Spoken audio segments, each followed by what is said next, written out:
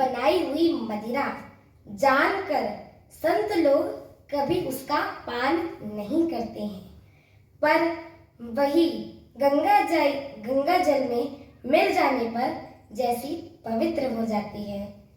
ईश्वर और जीव में भी वैसा ही भेद है। शिव जी सहज ही समर्थ हैं, क्योंकि वे भगवान हैं। इसीलिए इस विवाह में सब प्रकार से कल्याण ही है। परंतु महादेव जी की आराधना बड़ी कठिन है। फिर भी क्लेश तप करने से वे बहुत जल्दी संतुष्ट हो जाते हैं। यदि तुम्हारी कन्या तप करे तो त्रिपुरारी महादेव जी होनहार को मिटा सकते हैं। यद्यपि संसार में वर अनेक हैं, पर इसके लिए शिव जी को छोड़कर दूसरा वर नहीं है।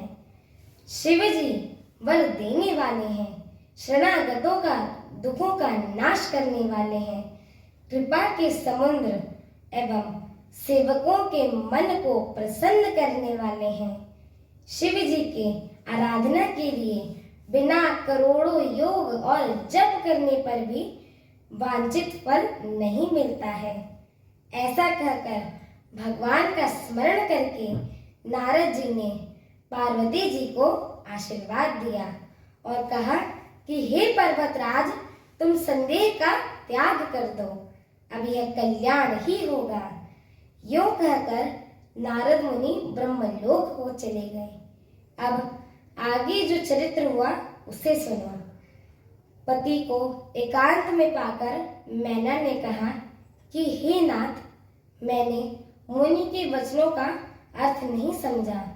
जो हमारी कन्या के अनुकूल घर वर एवं कुल उत्तम हो तो विवाह ही कीजिए, नहीं तो लड़की चाहे कुमारी ही रहे। मैं अयोग्य वर के साथ ही उसका विवाह करना चाहती हूँ, क्योंकि हे स्वामी, पार्वती मुझको प्राणों से भी प्यारी है।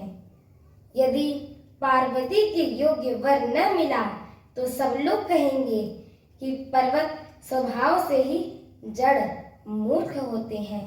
हे स्वामी, इस बात को विचार कर ही विवाह कीजिएगा, जिसमें फिर पीछे हृदय में संताप न हो। इस प्रकार कहकर मैना पति के चरणों पर मस्तक नवाकर गिर पड़ी।